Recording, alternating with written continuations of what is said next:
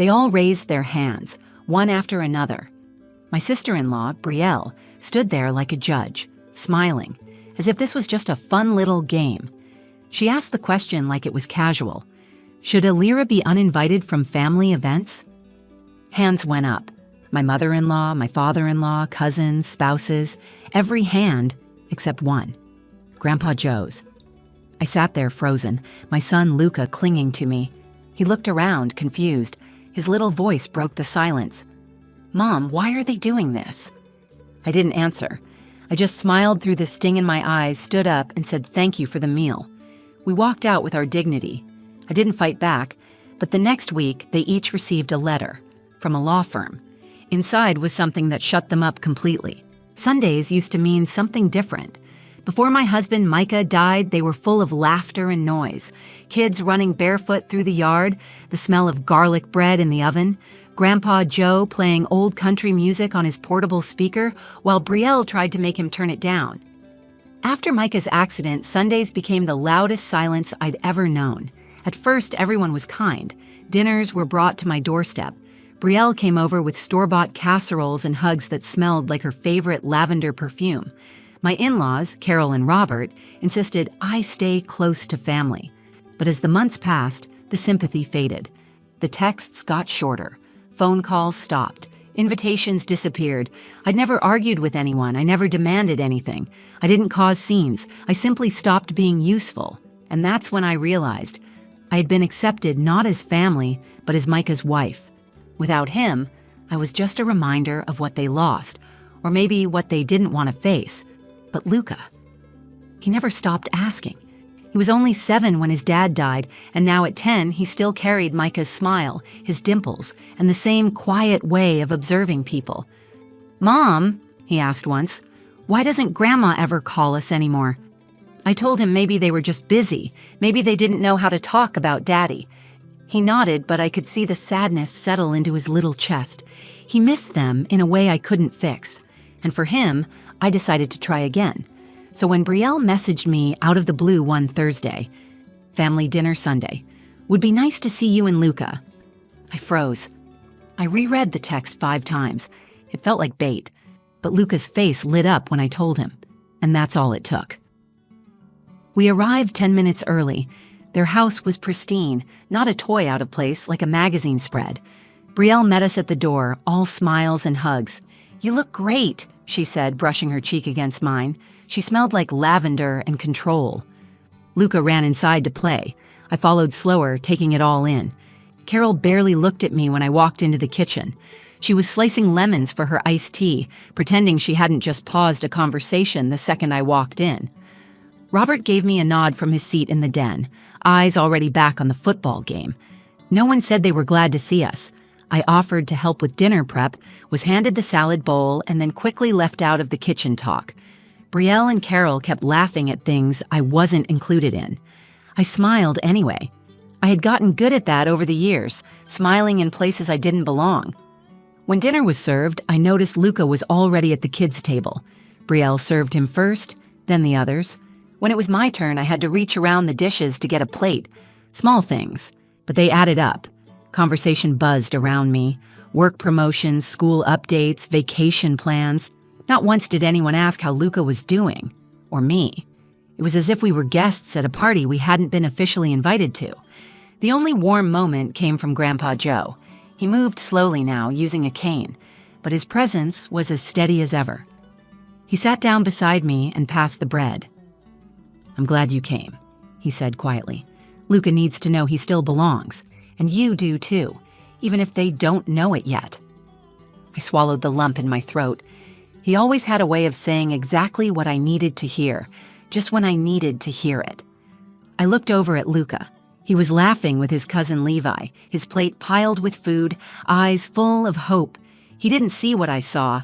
He didn't feel the way the air shifted when I walked into a room. He was still a child, believing the best in people, and I didn't want to take that from him. So I smiled. I stayed quiet, and I convinced myself I could get through just one dinner. But what happened next would tear through that silence and expose everything I had tried so hard to ignore. It happened after dessert.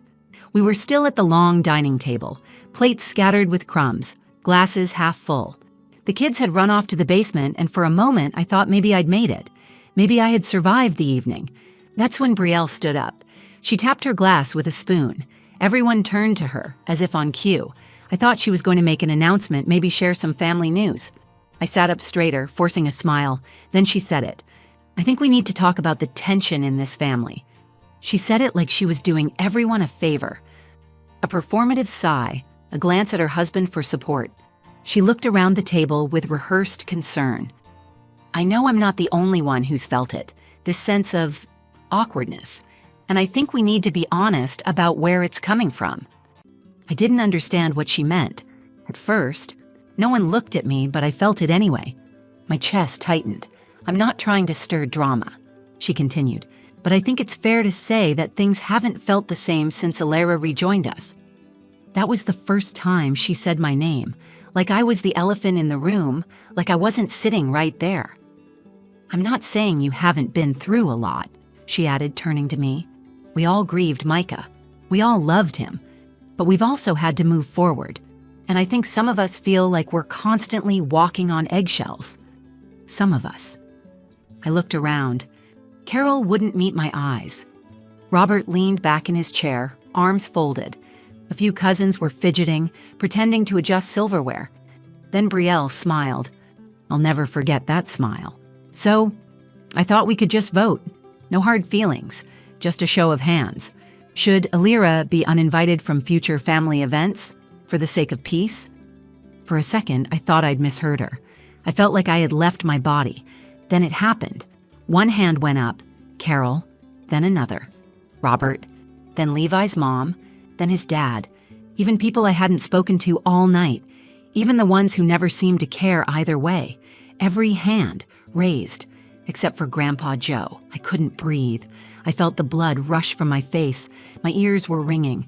Then I felt a tug on my sleeve. Luca. He had come back up from the basement, probably to ask for a second slice of cake. Instead, he'd walked into this. He looked around, confused. Then he looked at me. Mom, he said softly, why are they doing this? That broke me. Not because I didn't have an answer, but because I did. I just couldn't say it in front of him. I forced a smile. My lips trembled. I reached out, took his hand, and stood up. Thank you for dinner, I said to the table. My voice was quiet but steady. We should be going. No one stopped me. Not one person said a word. As we walked out, Grandpa Joe rose from his seat and gently touched my shoulder. You don't deserve this, he whispered. I nodded once and kept walking. I held Luca's hand tightly the entire way to the car. He didn't ask anything else. He just rested his head on my arm as I buckled him in. I drove home in silence, the kind of silence that sits deep in your bones. That night, I sat in the dark for hours, listening to my son breathe as he slept beside me. I knew Brielle had orchestrated that moment. She'd planned it, rehearsed it, built it up over months, maybe longer. She didn't want me gone for peace. She wanted me erased. And this vote?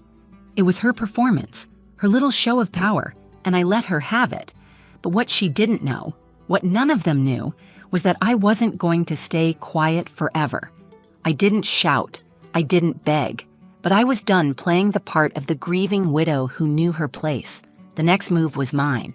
The house was quiet that night, except for the soft hum of the refrigerator and the rhythm of Luca's breathing beside me.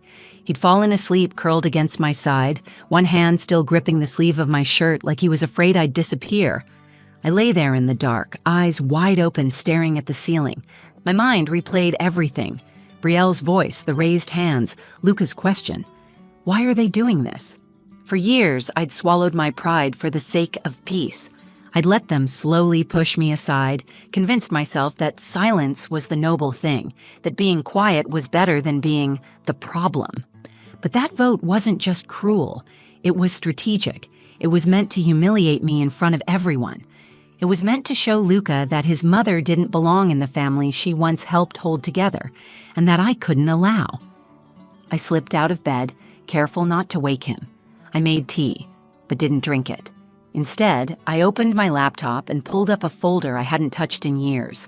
Old text messages, voice memos, photos. I scrolled through conversations I'd saved out of habit, messages from Brielle that had once felt passive-aggressive but now felt intentional. One caught my eye. "You don't have to come to Luca's recital. It might be awkward for everyone." Another, "Carol says it's probably better if you just drop him off at the party. It'll be easier for the other kids." I hadn't realized how long the distancing had been happening until I saw it laid out like this.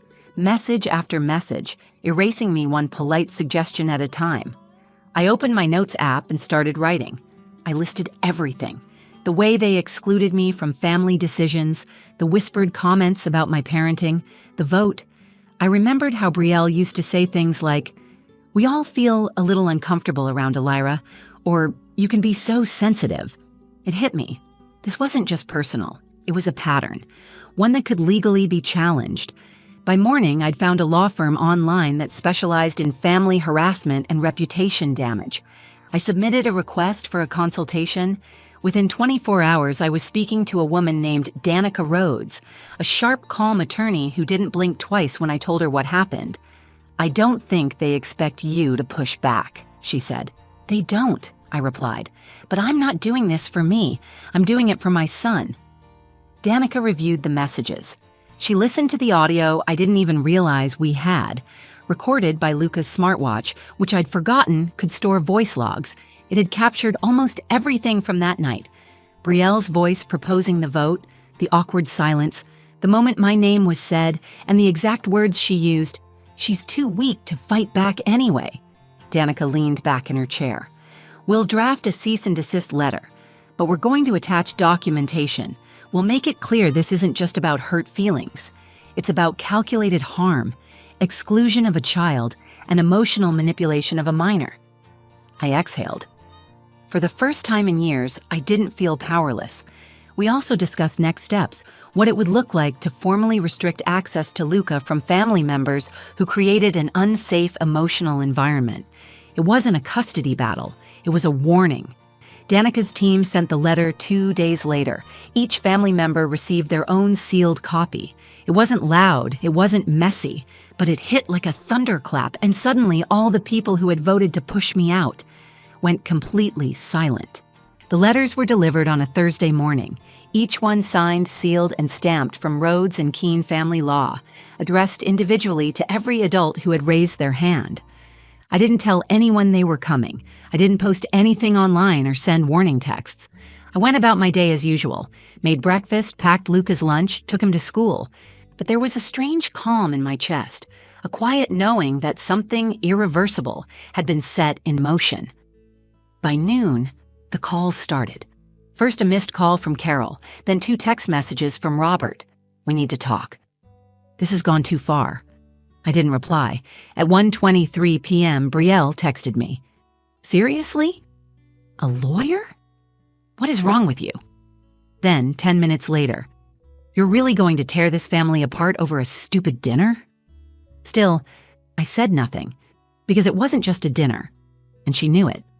Inside the letter, Danica's language had been clear, confident, and legally sound. It outlined a pattern of targeted exclusion, emotional manipulation, and deliberate humiliation in front of a child. It referenced specific text messages, timestamps, and direct quotes from the smartwatch recording. The moment Brielle said, "She's too weak to fight back," was printed in bold. It also included a warning. If any further attempts were made to isolate Elira or create a hostile emotional environment for Luca, the next steps would include a formal complaint with Child Protective Services and legal motion to limit unsupervised access to him. The part that hit the hardest? The letter's closing paragraph. "This firm represents a mother who has chosen silence in the past for the sake of family harmony. That silence is no longer a gift she's willing to give." Within 24 hours, every single person who had raised their hand had gone silent. No one tried to defend the vote. No one asked if the audio was real. They all knew what they did. On Friday, I got a handwritten letter in my mailbox. No return address, just a folded card inside. It was from Carol. "I'm sorry for what happened. We didn't think you'd take it this far. Maybe we were wrong about you." I read it once and placed it in the drawer next to my wedding ring. Not long after, Grandpa Joe called. "Your lawyer gave them all heart attacks," he said, laughing softly. Brielle's been quiet as a mouse. She deserves worse, I said. She does, he agreed, but I'm proud of you anyway. That weekend, Luca asked if we were going back to their house again. I looked at him, this brave, sensitive boy who had seen more cruelty in one night than most adults do in years. No, sweetheart, I said. Not for a while. He nodded, then smiled. That's okay. Can we go to the beach instead? Yes, I said. The beach sounds perfect. It's been 3 months since the letter went out. No one's tried to organize another vote.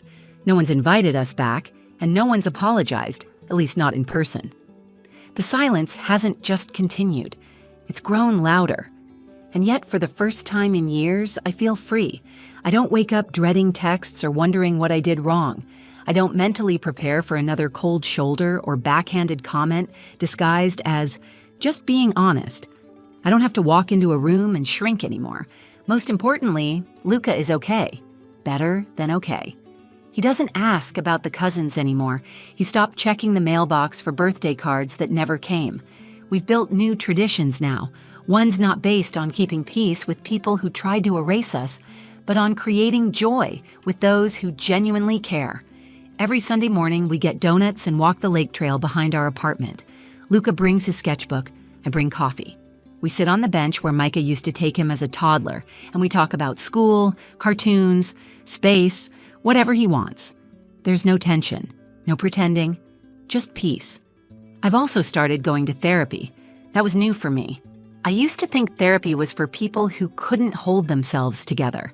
Now I know it's for people who are holding themselves together, but don't want to bleed in silence. My therapist helped me name what happened that night. Not just exclusion, but emotional abuse, manipulation, and the kind of bullying adults disguise with smiles and dinner parties. She helped me understand that I wasn't crazy or overreacting, that the vote wasn't a sudden betrayal, it was the final act in a long pattern of disrespect. That clarity healed something I didn't even know was broken. And yet, I don't feel angry anymore. I don't wake up wishing I could make them feel what they made me feel. That's the part no one talks about. How healing makes revenge irrelevant. I didn't want to ruin their lives. I wanted my son to have a mother who could show him what strength really looks like. Strength isn't screaming at a table full of people who've already made up their minds. Strength is knowing you can leave the room and still command respect when the door shuts behind you. Some people might say I overreacted, that it was just a vote. But if you've ever sat quietly in a room full of people who pretend you don't belong, you know how loud that silence can be. I didn't take legal action to be dramatic. I did it to set a boundary that words couldn't. The truth is, I gave them years of kindness, of understanding.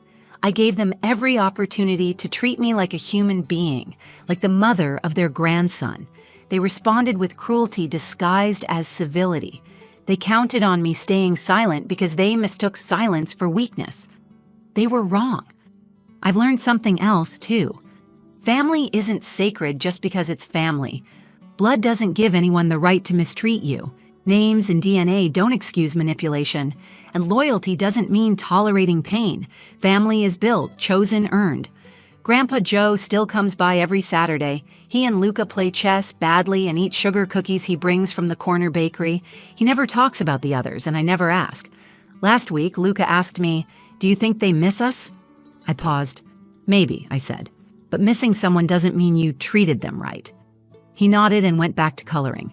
He's growing up with more wisdom than most adults I know. I used to think my story was about being shut out, but it's not.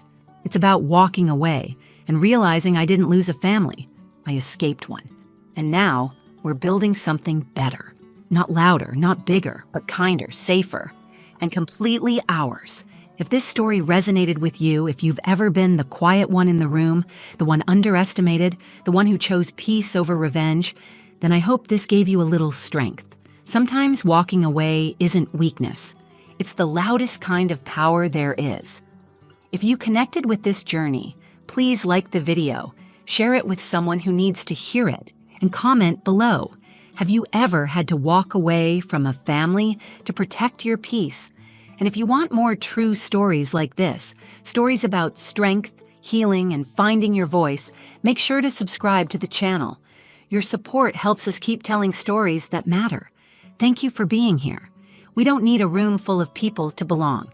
We just need one space where we're heard.